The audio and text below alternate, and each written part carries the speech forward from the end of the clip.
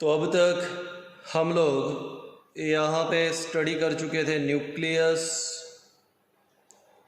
Nucleus के बाद एक छोटा सेल ऑर्गेनेल देखा वैक्यूल, उसके बाद लिया माइटोकॉन्ड्रिया, देन क्लोरोप्लास्ट, फिर आया एंडोप्लाज्मिक रेटिकुलम, फिर आया गोल्गी कॉम्प्लेक्स। तो nucleus, vacuole, mitochondria, chloroplast, endoplasmic reticulum, Golgi complex, 6 cell organelle हो गए। अब हम लोग 7वें सेल ऑर्गेनेल की तरफ चल रहे हैं और 7वां सेल ऑर्गेनेल है लाइजोसोम्स।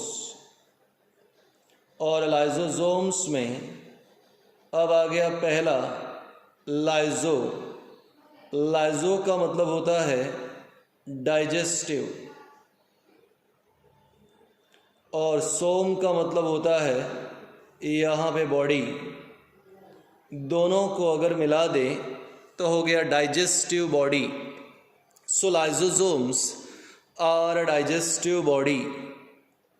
आगे मैं लिखता हूँ found in animals, found in animals and very rarely in plants. Found in animals and very rarely in plants. तो लाइजोसोम 2 वर्ड्स से बना है, लाइजो और सोम। लाइजो मतलब डाइजेस्टिव, सोम मतलब बॉडी। यहाँ हम लोग कहते हैं कि लाइजोसोम्स आर डाइजेस्टिव बॉडी। ठीक है, एनिमल्स में यूजुअली मिलता है पर बहुत ही रेयरली प्लांट्स के अंदर दिखाई देता है। पॉलीमॉर्फिक शेप है, इनका आकार कोई फिक्स नहीं होता, इनका शेप फिक्स नहीं होता।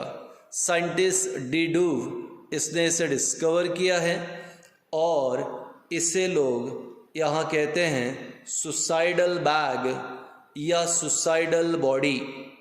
सुसाइडल बैग या suicidal body. Lysosomes are also called as suicidal body और सुसाइडल बैग। तो let's start here once again. Lysosome literal meaning digestive body. कहाँ पर है? मोस्टली इन एनिमल, हाँ rarely plant. Shape polymorphic. It is also called as suicidal bag or suicidal body. चलिए आगे। Lysosome इस प्रकार से दिखाई देगा। अब लाइजोसोम मैंने पहले कहा पॉलीमॉर्फिक शेप है, but lysosomes are externally covered by single lipoproteinous membrane. Lysosome is externally covered by single lipoproteinous membrane. Lysosomes के अंदर ढेर सारे पावरफुल डाइजेस्टिव एंजाइम्स रहेंगे। इनमें ऑलमोस्ट सभी चीज़ों को डाइजेस्ट करने की एबिलिटी होती है। सो inside the lysosome number of various kinds of digestive enzymes are present and externally it is covered by single lipoproteinous membrane. अब अगर मान लो मैं ये कहूँ कि लाइजोसोम के डाइजेस्टिव एंजाइम्स में इतनी पावर होती है कि अगर लाइजोसोम सेल में फूट जाए, अगर लाइजोसोम सेल में फूट जाए, इमेजिन करो इस प्रकार का कोई सेल है और यहाँ पे ये लाइजोसोम है, लाइजोसोम फूट गया तो एंजाइम सेल के बाहर निकल जाएंगे और अगर एंजाइम सेल के बाहर निकल गए तो सेल मर जाएगा। So the enzymes having the ability और capacity to kill even its own cell. इसमें इतनी एबिलिटी होती है कि अपने खुद के सेल को मार सकता है। तो वो सेल ऑर्गेनेल जो अपने खुद के ही सेल को मार सकता है, इसीलिए लाइजोसोम को हमने सुसाइडल बैग कहा या सुसाइडल बॉडी कही। एक आदमी, ठीक है, अभी अपने यहाँ पर जो है यहाँ आर्म फैक्ट्री, भारत सरकार की मिलिट्री की आर्म फैक्ट्री पुलगांव में है।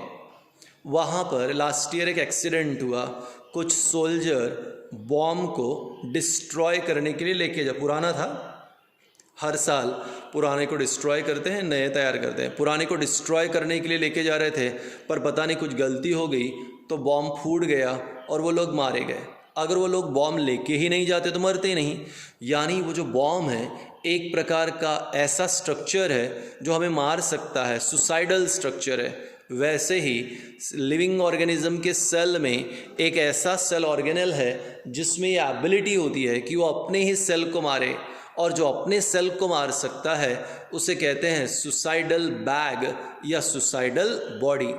वंस अगेन, लाइजोसोम, क्या कहा मैंने लाइजोसोम के बारे में कि लाइजोसोम ये डाइजेस्टिव बॉडी है। ये एनिमल्स में मिलता है, very rarely in plants, polymorphic shape है। हाँ, इसे सुसाइडल बैग, सुसाइडल बॉडी भी कहते हैं। क्यों कहते हैं? क्योंकि लाइजोसोम में इतनी एबिलिटी होती है कि वो जब फूटेगा तो अपने खुद के सेल को भी मार सकता है। So a cell organelle which has the ability to kill its own cell is called as suicidal bag और सुसाइडल बॉडी। तो जो डाइजेस्टिव एंजाइम्स है यहाँ पे अलग अलग, उसमें से है लाइपेजेस है, प्रोटीएजेस है, हाइड्रोलेजेस है। हालांकि ये एंजाइम्स के नाम आपको याद करने की ज़रूरत नहीं है, आपको इतना ही बोलना है कि लाइजोसोम के बाहर सिंगल लिपोप्रोटीनस मेम्ब्रेन है, अंदर अलग अलग प्रकार के डाइजेस्टिव एंजाइम हैं। डाइजेस्टिव एंजाइम इतने पावरफुल है कि वो अपने खुद के सेल को भी मार सकते हैं, इसलिए सुसाइडल बैग या सुसाइडल बॉडी। एक बच्चे ने क्वेश्चन किया कि सर लाइजोसोम इतना पावरफुल है कि वो अपने खुद के सेल को भी मार सकता है, तो लाइजोसोम अपने खुद की सिंगल लिपोप्रोटीनस मेम्ब्रेन को क्यों नहीं डाइजेस्ट करता? लाइजोसोम अपने खुद की सिंगल लिपोप्रोटीनस मेम्ब्रेन को क्यों नहीं डाइजेस्ट करता? आंसर है यहाँ पे स्टेबिलाइजर है। Stabilisers vitamin E, cortisone, cortisol, ये कुछ केमिकल्स होते हैं।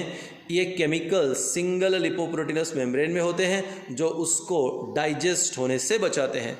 तो लाइजोसोम के एंजाइम इतने पावरफुल है कि वो सबको मार सकते हैं, तो अपनी खुद की मेम्ब्रेन को डाइजेस्ट क्यों नहीं करते?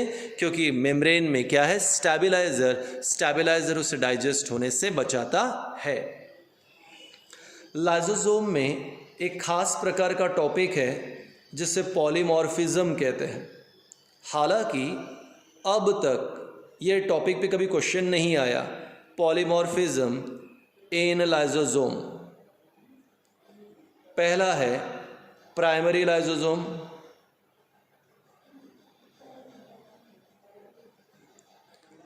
Lysosome with enzyme. ऐसा लाइजोसोम जिसमें एंजाइम है, प्राइमरी लाइजोसोम। सेकेंडरी लाइजोसोम, ठीक है, लाइजोसोम विथ फूड। अगर मान लो कि प्राइमरी लाइजोसोम था, यानी वहाँ पे सिर्फ एंजाइम है, पर अब लाइजोसोम के अंदर फूड आ गया, तो उसे क्या बोलोगे? Secondary lysosome. तीसरे नंबर पे है residual body. Residual body lysosome with waste. ऐसा लाइजोसोम जहाँ पर वेस्ट मटेरियल है, जिसके अंदर वेस्ट, क्योंकि फूड डाइजेस्ट हो गया, क्या बच गया? वेस्ट। तो ऐसा लाइजोसोम जिसमें वेस्ट है उसे रेसिडियल बॉडी। और वो लाइजोसोम जो अपने खुद के सेल को मार सकता है उसे कहते हैं ऑटोफैजिक वैक्यूल। सो ऐसा लाइजोसोम जो अपने ही सेल को मार सकता है, ऑटोफैजिक वैक्यूल। तो नॉर्मल लाइजोसोम जिसमें एंजाइम है, प्राइमरी लाइजोसोम। ऐसा लाइजोसोम जिसमें फूड है, सेकेंडरी लाइजोसोम। वो लाइजोसोम जिसमें वेस्ट पड़ा हुआ है, रेसिडियल बॉडी। और वो लाइजोसोम जो अपने ही खुद के सेल को मार सकता है उसे ऑटोफैजिक वैक्यूल। रिपीट करेंगे एक बार। Lysosomes are digestive body. Lysosomes are found in animals, but they are rarely seen in plant. Lysosomes are polymorphic in shape and lysosomes are commonly called as suicidal body और suicidal bag. यह lysosome का structure है, single lipoproteinous membrane से covered है, अंदर ढेर सारे digestive enzymes है। ये एंजाइम अपने ही खुद के सेल को भी मार सकते हैं पर अपनी खुद की मेम्ब्रेन को डाइजेस्ट नहीं करते क्योंकि उसमें स्टेबिलाइजर है। स्टेबिलाइजर के एग्जाम्पल है vitamin E, cortisone, cortisol etcetera. आगे अब यहाँ पे ऐसा नॉर्मल लाइसोसोम जिसमें सिर्फ एंजाइम है, प्राइमरी। अगर लाइसोसोम में फूड है तो सेकेंडरी लाइसोसोम, लाइसोसोम में वेस्ट मटेरियल है तो रेसिडियल बॉडी, और वो लाइसोसोम जो अपने खुद के सेल को मार सकता है ऑटोफैजिक वैक्यूल। अब यहाँ पे कंटिन्यू करेंगे रिगार्डिंग फंक्शंस। अब आ रहे हैं लाइसोसोम के फंक्शंस। चलो चेक कर लेते हैं functions of lysosome. Lysosome helps in intracellular digestion. Lysosome cell के भीतर डाइजेशन के लिए मदद करेगा। अब सेल है तो सेल के अंदर नेचुरल है, कोई फूड मटेरियल आ सकता है, कोई फॉरेन मटेरियल आ सकता है, कोई माइक्रो ऑर्गेनिज्म आ सकता है, बैक्टीरिया, वायरसेस आ सकता है। तो जब सेल के भीतर ऐसी कोई चीज़ आ जाती हैं तो सेल उस फूड को, बैक्टीरिया को, वायरस को डाइजेस्ट कर लेगा, उसे खा लेगा, उसे पचा लेगा, क्योंकि सेल के भीतर, सेल के अंदर डाइजेशन हो रहा है, इसलिए इसे intracellular digestion. I hope आपको समझ गया होगा, क्योंकि WBCs are commonly called as soldiers of body. WBC को शरीर का सोल्जर कहते हैं, बॉडी का सोल्जर कहते हैं। Why WBC are called soldiers of body? तो आंसर है कि सर WBC बैक्टीरिया, वायरसेस को खा के मार डालता है, पर जब बैक्टीरिया को या वायरस को WBC खा लेता है तो बैक्टीरिया और वायरसेस सेल के अंदर आते हैं। अब सेल के अंदर आ गए तो अब इन्हें मारने का काम एक्चुअली किसका है? लाइसोसोम। तो सेल के भीतर डाइजेशन करने का काम लाइसोसोम, इंट्रासेलुलर डाइजेशन। दूसरा है cleaning of cell. Cleaning of cell, अब ध्यान दे हो ऐसे रहा है कि हमारे शरीर में हर एक सेकंड में मिलियंस ऑफ सेल ऑर्गेनेल मरते हैं और मिलियंस ऑफ सेल ऑर्गेनेल दोबारा तैयार होते हैं। इमेजिन करो, अभी एक सेल में माइटोकॉन्ड्रिया मर गया, एक सेल में राइबोसोम मर गया, किसी में गोल्गी कॉम्प्लेक्स मर गया, तो कोई ना कोई तो मरता रहेगा। किसी एक व्यक्ति के साथ, ह्यूमन बीइंग के साथ हम 10 साल, 20 साल, 50 साल रहते हैं, पर जब वो मर जाता है तो कुछ ही घंटों में उसे शरीर के उसे घर के बाहर हम लोग जला देते हैं, घर के बाहर उसे दफना देते हैं, गाड़ देते हैं। यानी कोई कितना भी व्यक्ति अगर क्लोज है पर मरने के बाद उसको घर पे नहीं रखते, क्योंकि जो डेड बॉडी है वो दूसरे लोगों को भी हार्म कर सकती हैं। एग्जैक्टली वैसे ही सेल के भीतर अगर कोई सेल ऑर्गेनेल मर गया तो सेल को वो खराब कर सकता है, इसलिए मरे हुए सेल ऑर्गेनेल को खा लेना और सेल को क्लीन करना, ठीक है, मरे हुए सेल ऑर्गेनेल को खा लेना और सेल को क्लीन करना, ये भी काम किसका है? Lysosome. So lysosome helps in cleaning of cell. How? It eats dead cell organelle and destroy all its component, thus it helps in cleaning of cell। तो सेल को क्लीन करने के लिए लाइसोसोम, इंट्रासेलुलर डाइजेशन के लिए lysosome. It helps in metamorphosis, it helps in metamorphosis. याद आया कुछ? 8वीं class, development of an individual following different stages is called Metamorphosis.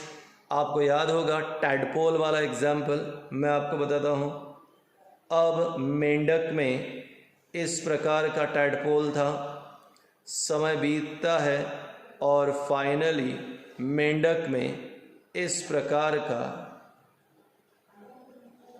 यहाँ पे स्ट्रक्चर तैयार होता है, जो फिश की तरह दिखाई देता है। ठीक है, मैंने क्या कहा, लाइसोसोम हेल्प्स इन मेटामॉर्फोसिस। जब ये टैडपोल का मेटामॉर्फोसिस होता है तो धीरे धीरे इसका टेल डिजनरेट होने लगता है। सेल के भीतर जितने भी लाइसोसोम्स है, लाइसोसोम फूटने लगते हैं। लाइसोसोम फूटेंगे तो सेल मरेगा, तो नेचुरल सेल मरेगी तो धीरे धीरे इसकी टेल क्या होने लगती हैं, छोटी होने लगती हैं। तो सेल छोटी होते जा रही हैं, छोटी होते जा रही हैं, छोटी होते जा रही हैं। इस प्रकार फाइनली यहाँ पे सेल मरते गए और इस मेंढक में टेल गायब हो गई। किसके कारण? लाइसोसोम मरने के कारण। अब क्या होगा, इस लाइसोसोम में यहाँ पर ऐसा नया ऑर्गन तैयार होता है, and this is what we call frog. ठीक है, तो फ्रॉग की डेवलपमेंट में टैडपोल का कन्वर्शन काय में होना चाहिए, एडल्ट में। टैडपोल की टेल गायब होनी चाहिए, वो एडल्ट में कन्वर्ट होना चाहिए। तो ये टेल को गायब करने का काम, टेल को डिस्ट्रॉय करने का काम किसका है? लाइसोसोम। तो it helps in metamorphosis, it helps in cleaning of cell, it helps in intracellular digestion. तो सेल के भीतर डाइजेशन करेगा कौन? लाइसोसोम। क्लीनिंग के लिए लाइसोसोम, मेटामॉर्फोसिस के लिए भी लाइसोसोम। तो लाइसोसोम क्या है? सुसाइडल बैग और suicidal body, Golgi complex, packaging material, mitochondria, power house of cell, और nucleus, brain of cell, chloroplast, वहाँ खाना बनता इसलिए किचन ऑफ सेल। वापस लेते हैं, mitochondria, power house of cell, ठीक है, chloroplast, kitchen of cell, nucleus, brain of cell, Golgi complex, packaging material, और लाइसोसोम। क्या है लाइसोसोम? सर लाइसोसोम हमारे लिए जो है सुसाइडल बैग और सुसाइडल बॉडी। चलिए अब एक बहुत ही सिंपल और छोटा सा टॉपिक कंटिन्यू करते हैं। अभी हम लोग जो टॉपिक कंटिन्यू करने जा रहे हैं सिंपल है। यह डिफरेंस है एनिमल सेल और प्लांट सेल में। एनिमल सेल और प्लांट सेल का डिफरेंस, तो एनिमल और प्लांट सेल में पहला डिफरेंस आपके लिए आएगा कि animal cell don't have cell wall. Animal cell don't have cell wall, जबकि plant cell shows presence of cell wall. तो प्लांट्स में सेल वॉल होती है जो सेलुलोज की बनी होती है, एनिमल सेल में सेल वॉल नहीं होती। एनिमल्स के अंदर क्लोरोफिल एब्सेंट है, यानी क्लोरोप्लास्ट एब्सेंट है, जबकि प्लांट्स के अंदर क्लोरोफिल प्रेजेंट होती हैं।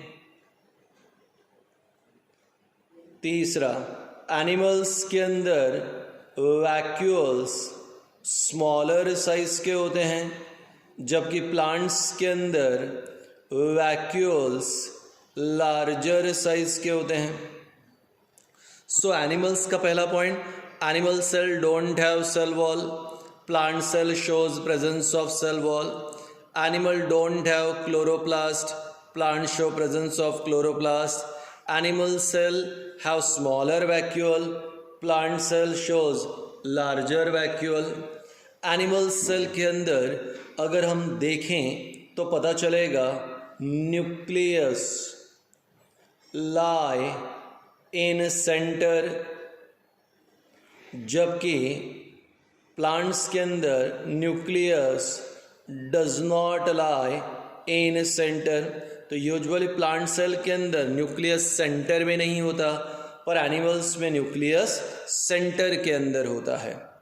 यहाँ गोल्गी कॉम्प्लेक्स इज प्रेजेंट, क्योंकि गोल्गी कॉम्प्लेक्स के चारों कंपोनेंट एक साथ होते हैं।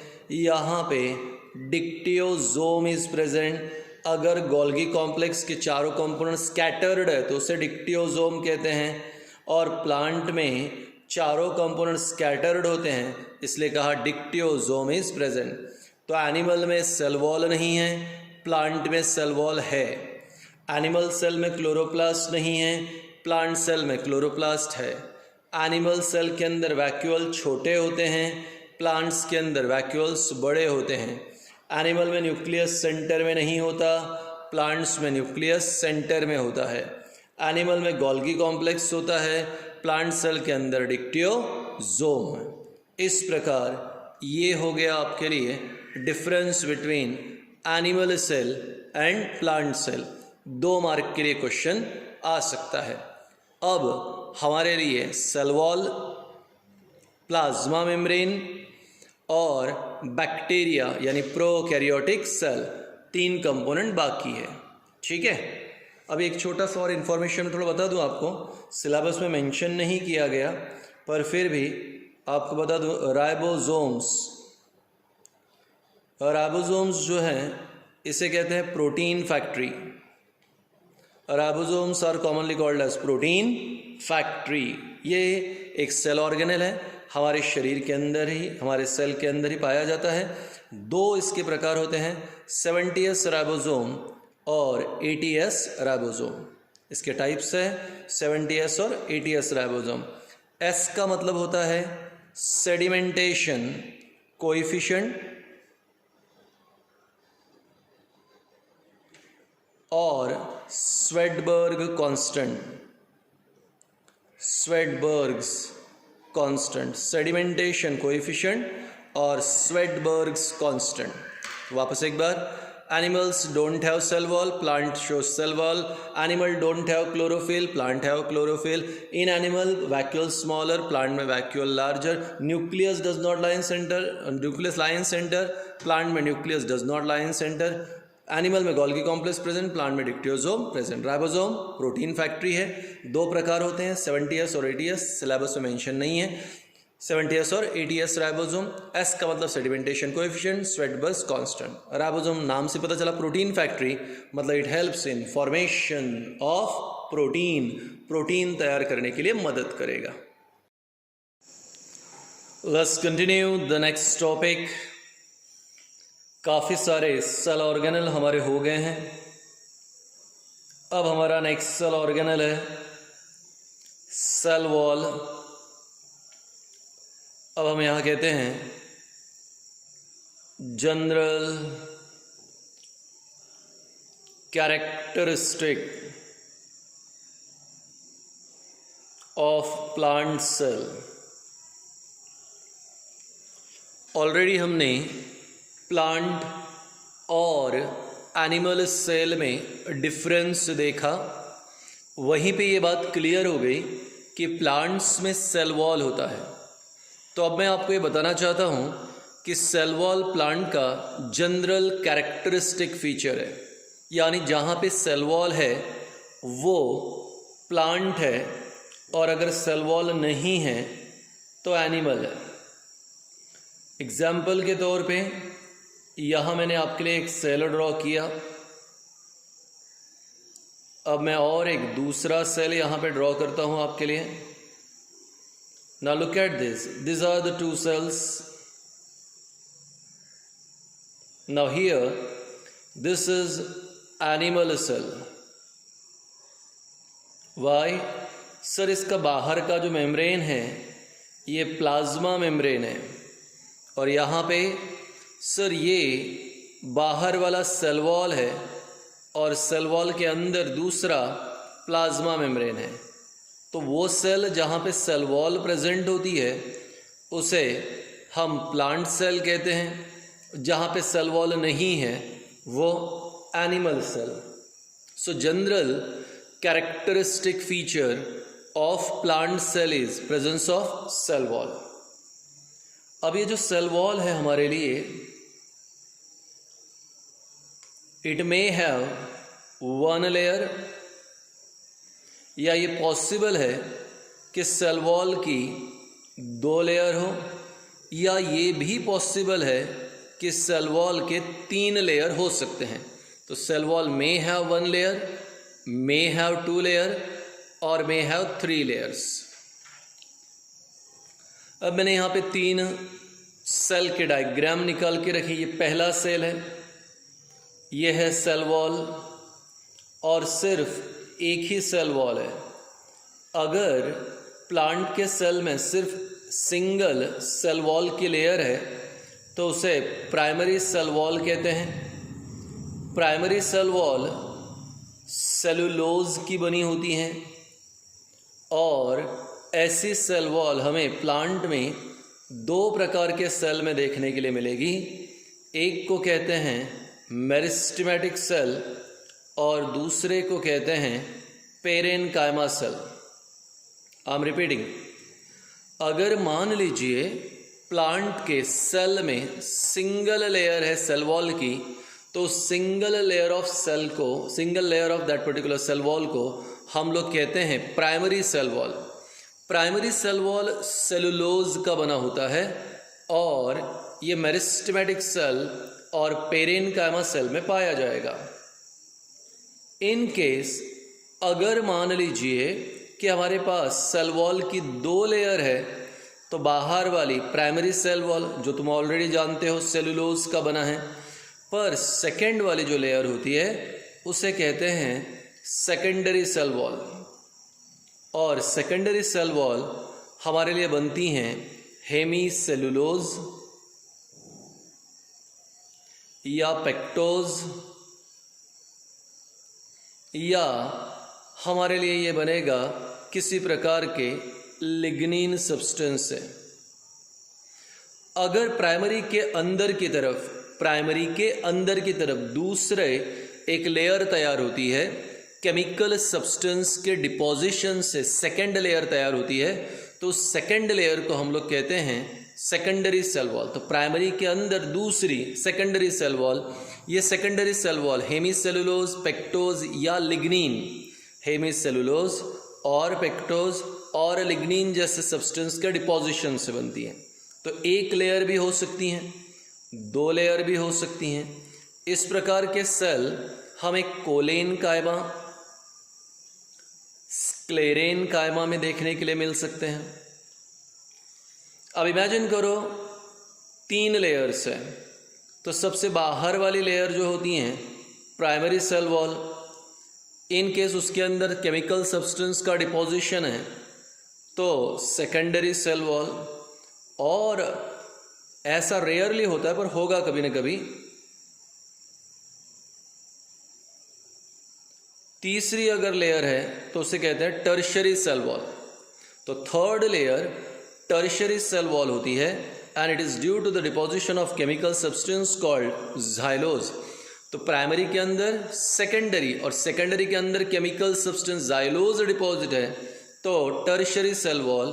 पर ऐसा प्लांट में सिर्फ एक ही जगह होता है, वो है जिम्नोस्पर्मिक वेसल्स। जिम्नोस्पर्म में वेसल्स जो है वहाँ पे आपको 3 लेयर मिल सकती हैं। तो now it's very clear, plant के अंदर ही सेल वॉल पाया जाता है। Cell wall is the outermost layer in plant cell, whereas in animal the outermost layer is plasma membrane. Plant की सेल वॉल में 1 लेयर हो सकता है, 2 लेयर हो सकता है या 3।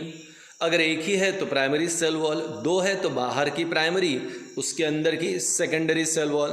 अगर 3 है तो पहले प्राइमरी, फिर सेकेंडरी और उसके अंदर टर्शियरी सेल वॉल।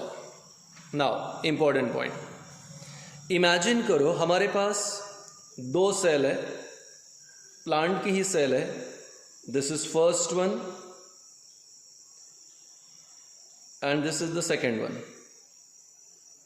2 सेल, और 2 सेल के बीच में यहाँ पे जो गैप होती है, the gap between cell wall, gap between, याद रखना मैंने क्या कहा, gap between cell wall of 2 neighbouring cell is called as middle lamella. Gap between cell wall, पहली सेल वॉल दूसरी cell wall, gap between cell wall of 2 neighbouring cell, 2 neighbouring cell के बीच में, सेल वॉल के बीच में जो gap होती है उसे मिडल लैमेला कहते हैं। ये मिडल लैमेला हो गया। 3 लेयर्स के बारे में मैंने बात की, उनके केमिकल कंपोजिशन के बारे में बात की। अगर आपने इलेक्ट्रॉन माइक्रोस्कोप के अंदर अगर सेल वॉल को देखा, electron microscopic study of cell wall shows that cell wall is made up of very fine fibrils, and these fibrils are made up of cellulose fibril, and these fibrils are embedded in matrix. तो electron microscope के अंदर जब हमने cell wall को देखा तो पता चला कि सेल वॉल में बहुत ही डेलिकेट, बहुत ही फाइन, जो नॉर्मल माइक्रोस्कोप से भी दिखता नहीं, ऐसे फाइन फाइब्रिल से हमारे लिए सेल वॉल बनी है। और ये फाइब्रिल सेलुलोज के फाइब्रिल है, और साथ ही साथ यहाँ पे हमारे पास है यहाँ पे मैट्रिक्स, यानी वो मैट्रिक्स के अंदर एम्बेडेड होते हैं। 2 फंक्शन है। पहला है प्रोटेक्शन, नेचुरल बात है, सेल वॉल प्लांट की सबसे बाहर की मेम्ब्रेन है, इसलिए प्रोटेक्शन प्रोवाइड करेगा। As the cell wall is the outermost membrane in plant cell, it provides protection. Cell wall plant को, सेल को स्ट्रेंथ और रिजिडिटी प्रोवाइड करता है। स्ट्रेंथ, रिजिडिटी, इलास्टिसिटी, ये प्रोवाइड करने का काम सेल वॉल का। तो पहला फंक्शन प्रोवाइडिंग प्रोटेक्शन, दूसरा function strength, rigidity, elasticity provide करना, ये भी फंक्शन किसका है? Cell wall.